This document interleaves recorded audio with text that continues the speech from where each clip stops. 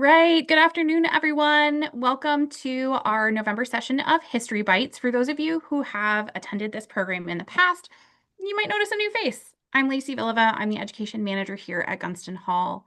Sadly, our beloved Dr. Kate Steer has taken another job, but you can still see Kate on all of our back catalog of History Bites on our YouTube channel. I'm really excited to be hosting today's session and look forward to seeing me and our brand new civic engagement educator, Julia, who's behind the scenes with us today for future sessions of this program. I'm super excited to delve into today's topic. We are going to be hearing from PhD candidate Janine Hubai about mapping the past, mapping the present. This session of History Bites is in honor of Indigenous Peoples Month, and Janine will be exploring the story of the Dogue people who were right here on what is today called Mason Neck, previously inhabited by a group of Native peoples who essentially don't exist anymore. So Janine is going to be kind of delving into that. And to give you just a little bit of background on Janine, she's a multimedia historian at the U.S. Army Center of Military History and a PhD candidate at GMU University. She specializes in military, public, and digital history. She has produced a number of projects, including a video project for the Roy Rosenzweig Center of History and New Media at George Mason University. She's created digital exhibits for the Center of Mason Legacies, working with Dr. Gabrielle Tayek. Her areas of interest include war and society, the Cold War, racial segregation, and integration in the U.S. Army. So I'm very excited to welcome Janine to talk to us about our history here at Mason Neck. Janine.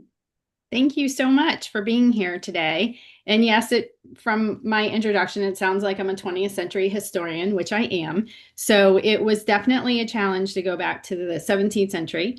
Luckily, I can read cursive, but it was still a challenge. So I'm excited to share my research with you today.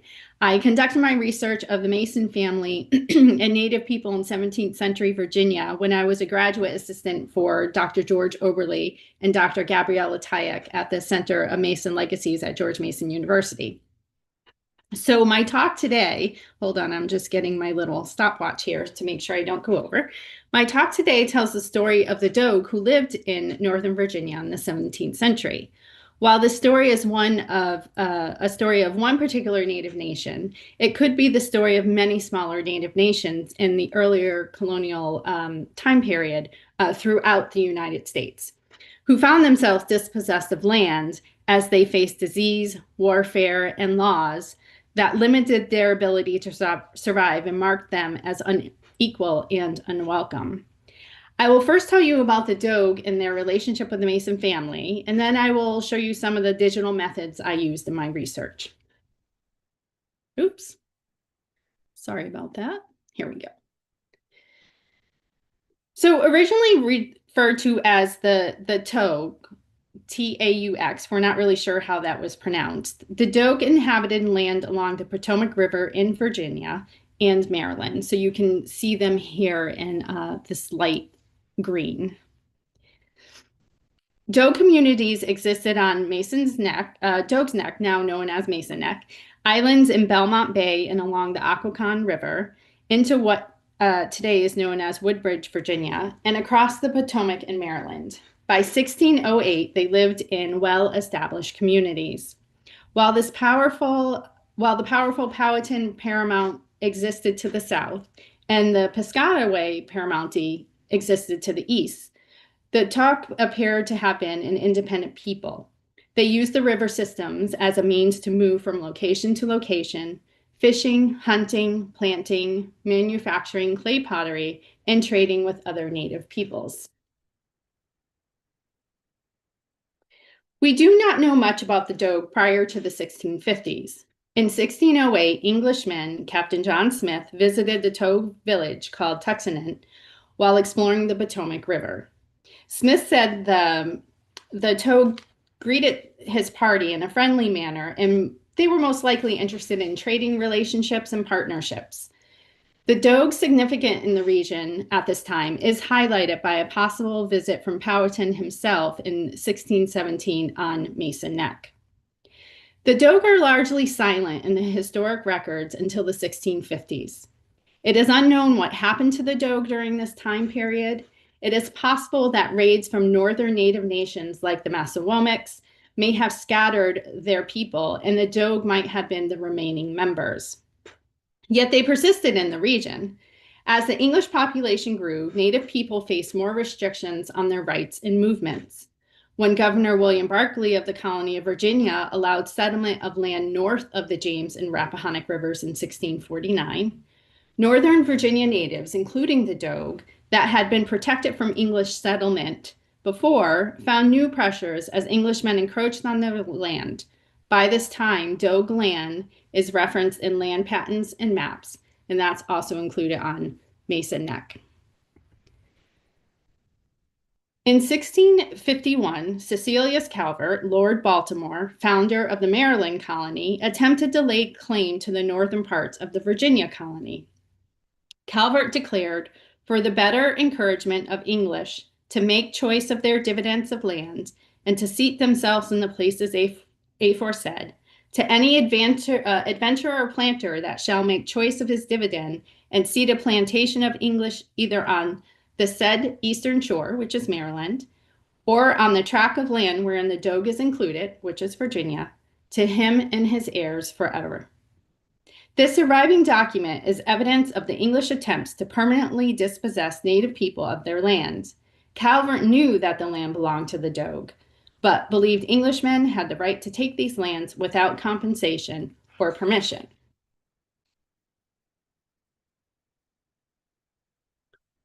Over a decade of English encroachment on native land in Northern Virginia caused native English relations to deteriorate. Relations between the Dogue and the Virginia English reached a breaking point. On July 10, 1666, Governor Barkley issued an order to annihilate the Dogue with the use of the militia. The order called for the towns of Monzation, Anzamon, and Port Tobacco, with the whole nation of the Dogues and Potomacs, be prosecuted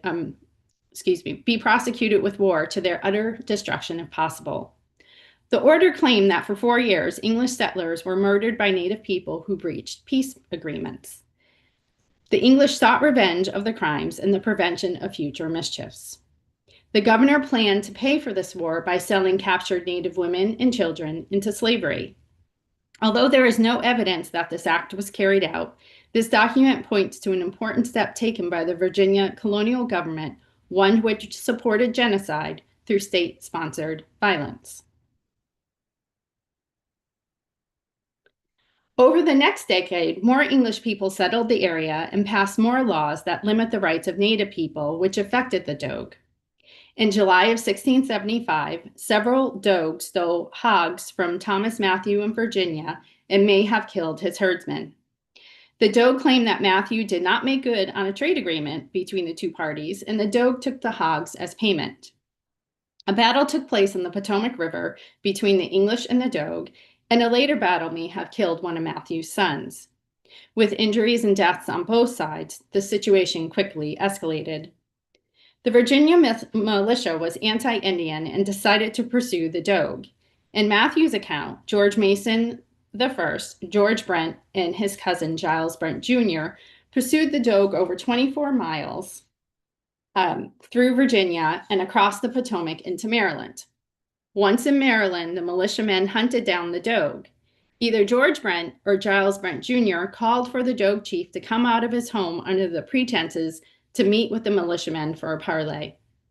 Once outside, the conversation escalated and Brent attacked the Dogue, killing 10 people. The rest fled except for the Dogue chief's son, who was captured by the militiamen. While the Brents attacked the Dogue, Mason I moved to attack another Dogue village. After killing several people, a native woman tugged on Mason's arm, proclaiming that they were the Susquehannock, friends of the English, not the Dogue. Mason instantly called off the attack, but the damage had been done. The Susquehannock would go on to avenge the deaths, which escalated the violence to an all-out war in Virginia, known as Bacon's Rebellion. The colonists used the war as a way to forcibly remove native peoples from their lands and use native land for their own personal wealth and gain. For the Dogue, it served as an example of the final years of the Dogue's existence as a unified people, and we'll tell this through the experience of the Dogue chief's son.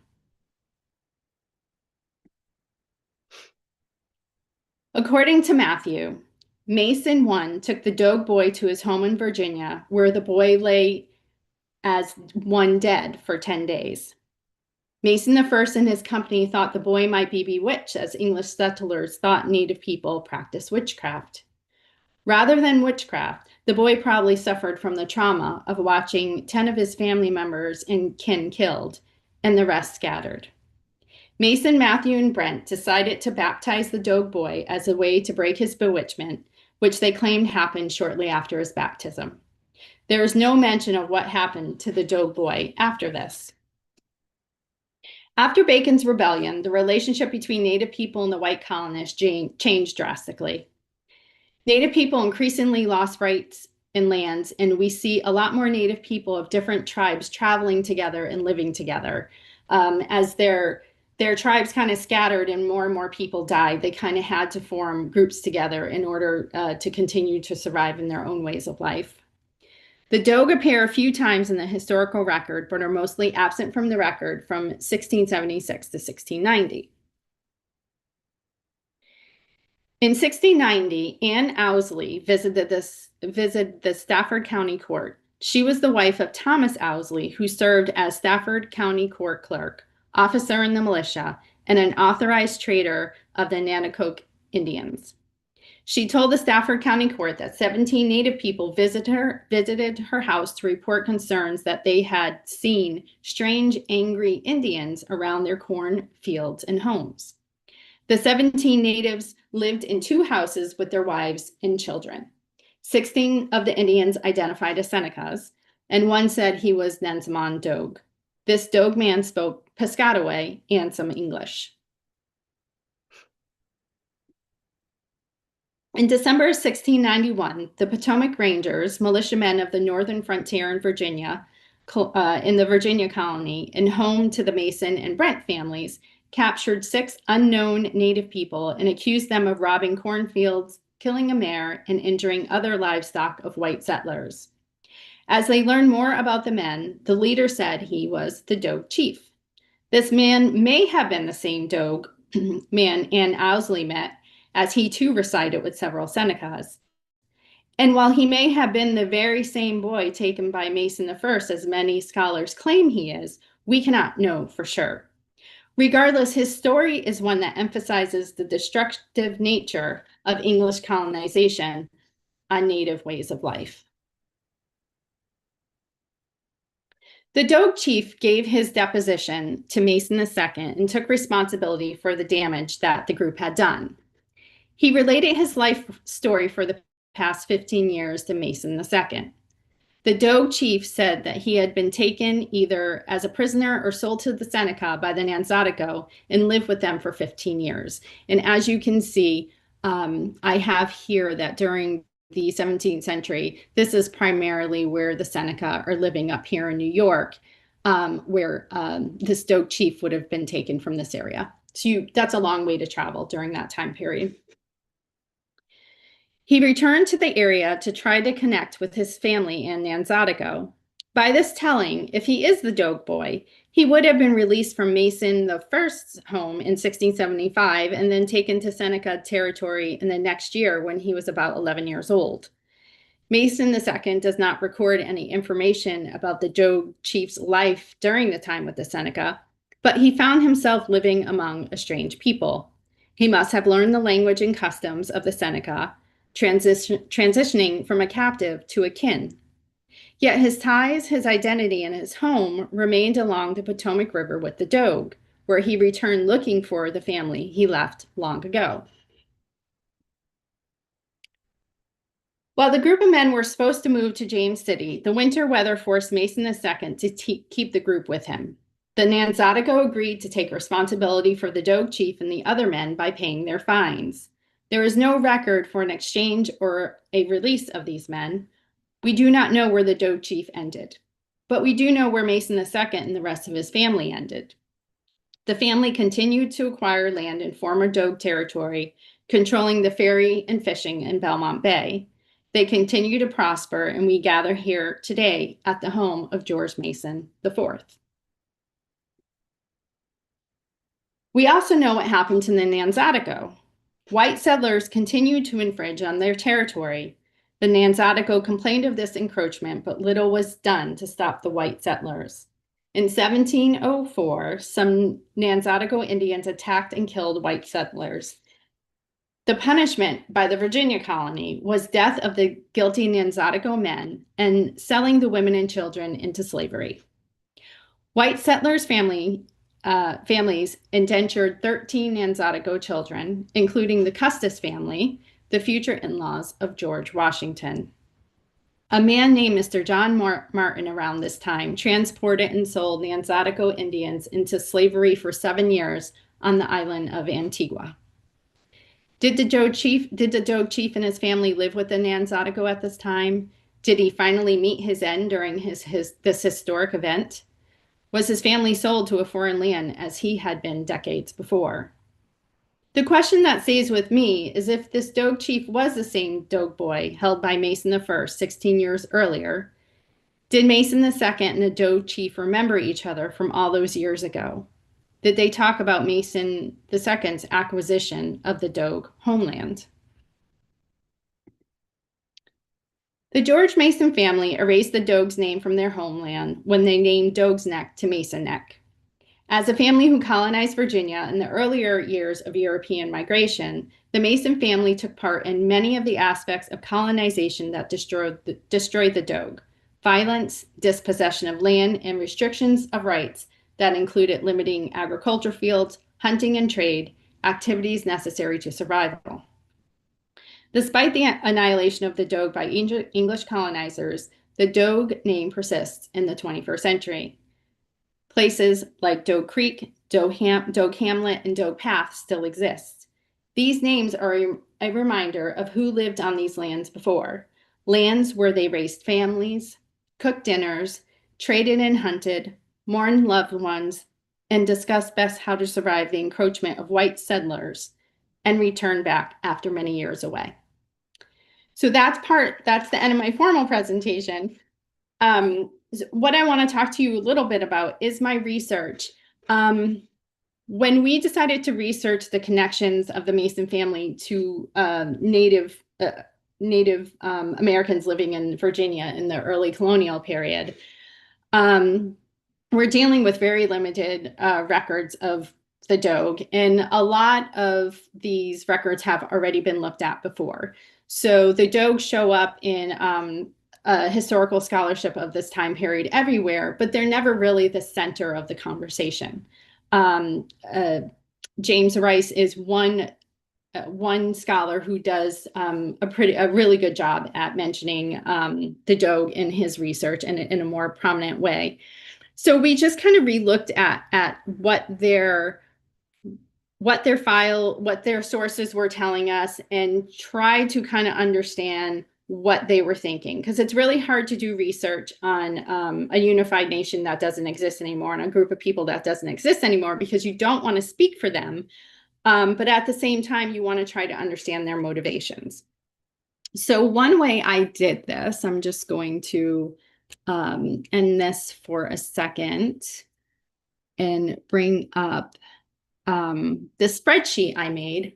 I made a big long spreadsheet to help me sort out the sources and kind of understand what was happening in a chronological way.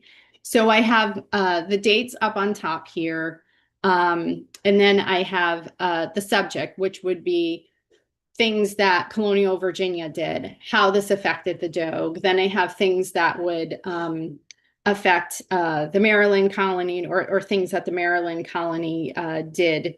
And then I would have a context and an analysis.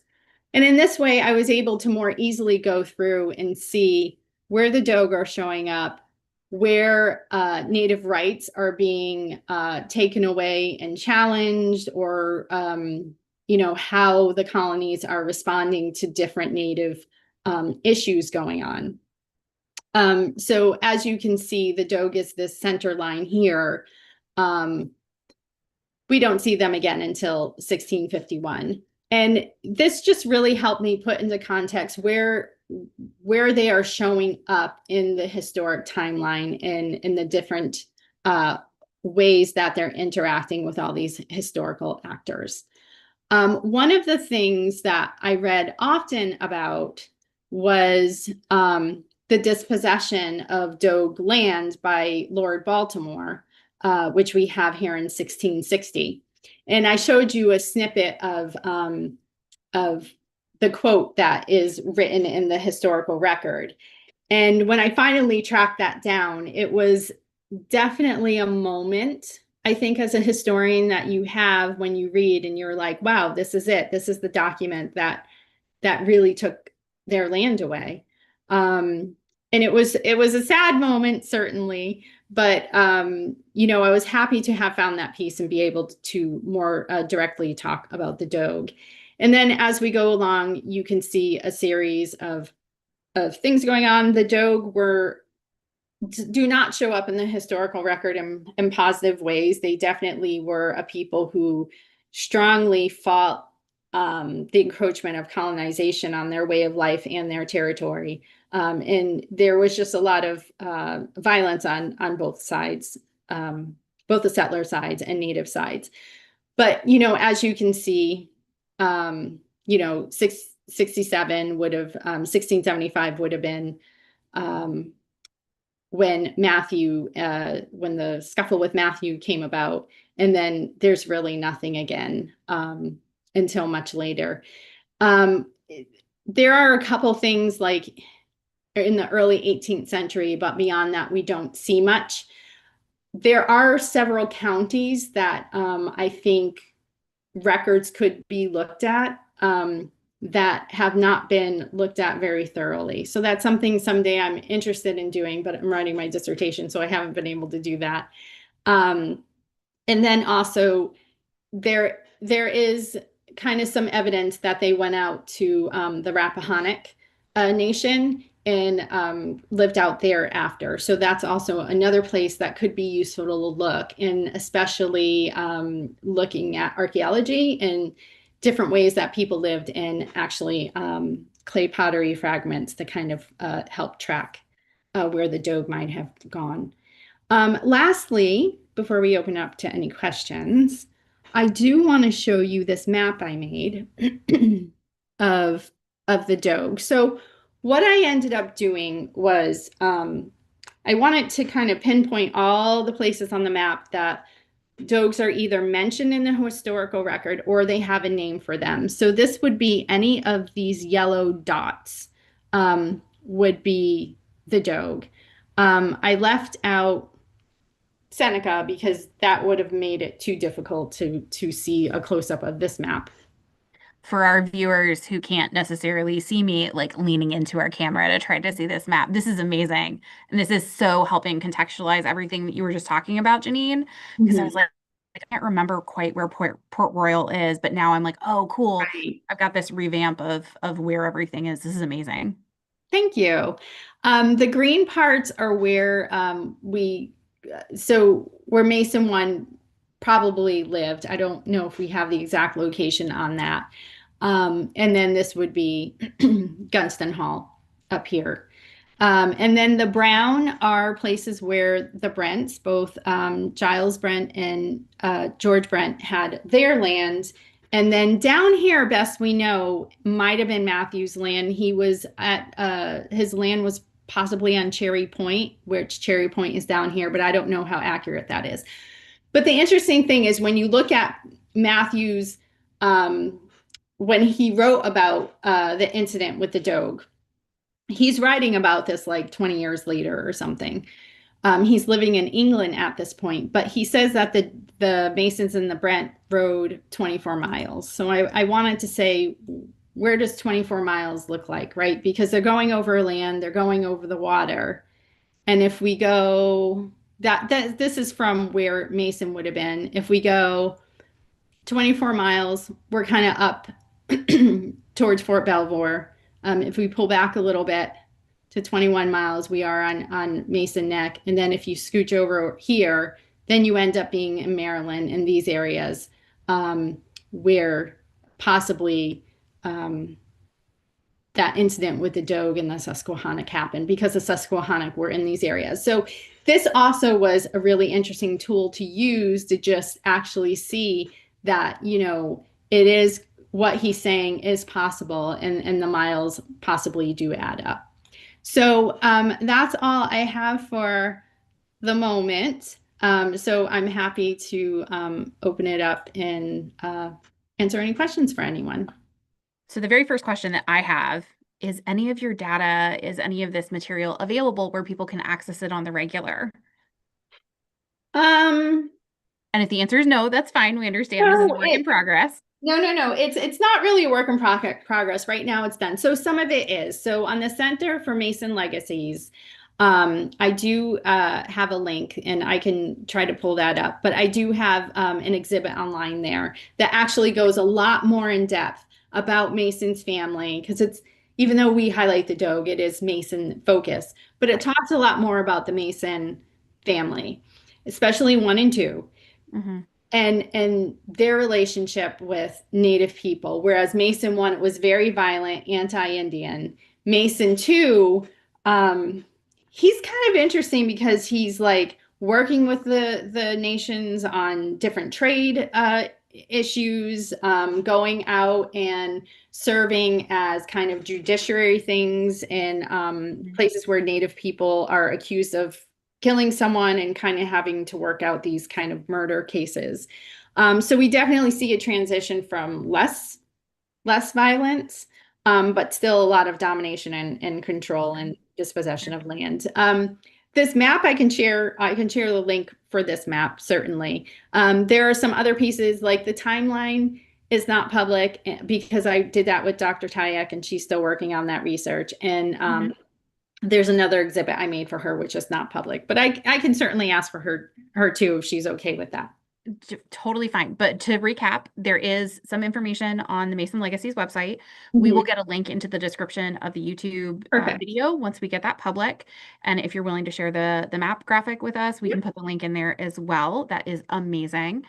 So some of this material is available, but clearly it's not a project you're still working on, but the material is still something that's being researched because there's always more information to find out, just like you suggested and the fact that there are other counties to look at. There are places where these people, this group of people were living that we have not yet delved into because the records are so scarce. Um, and so It's there just are very opportunities. hard to read through that I cursive from that time period. And a was lot of going to say the 17th century script is just, it is. yeah. It's on microfilm and it's not great quality. And like you're searching for a needle, literally a needle in a haystack. But But that does make it exciting, as you said earlier, when you have that moment where you make that connection.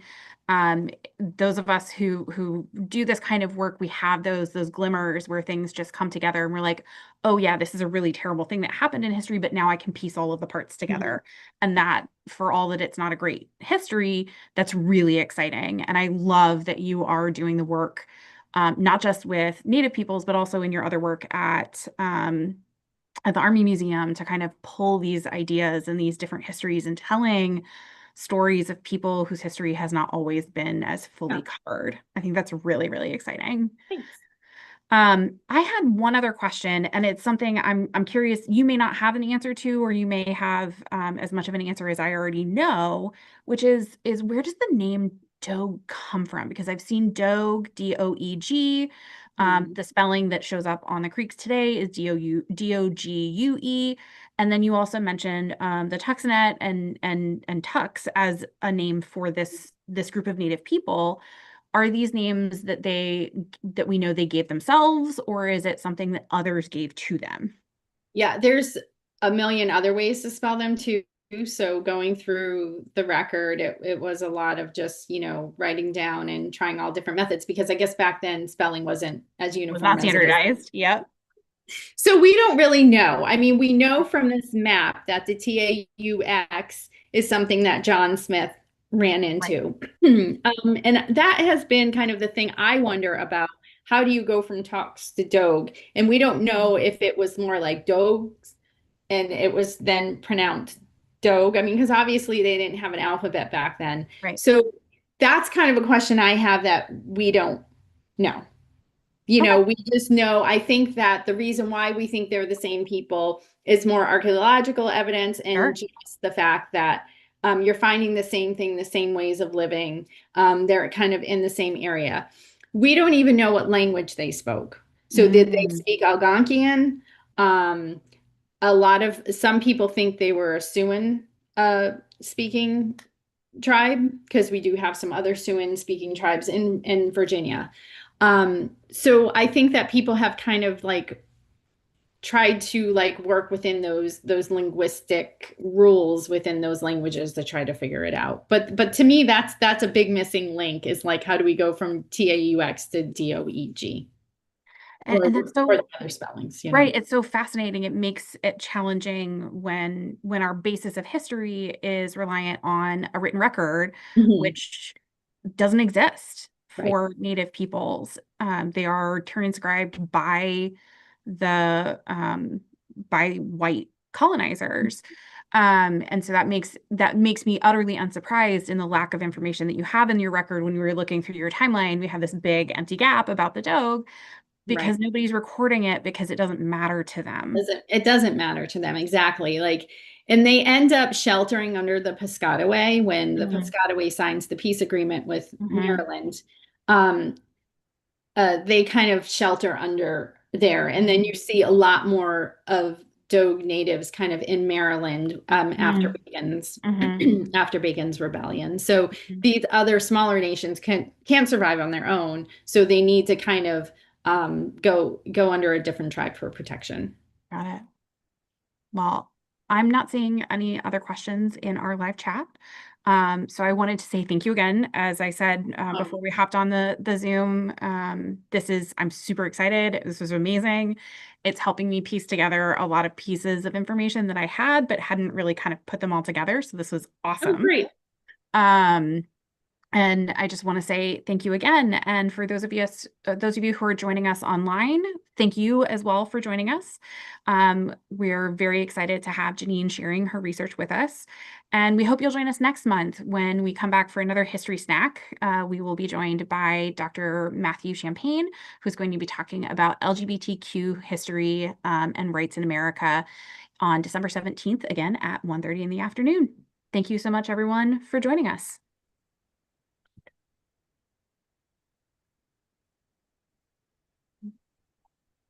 All right, we're off live. Okay, good. I went a little over. Sorry about that.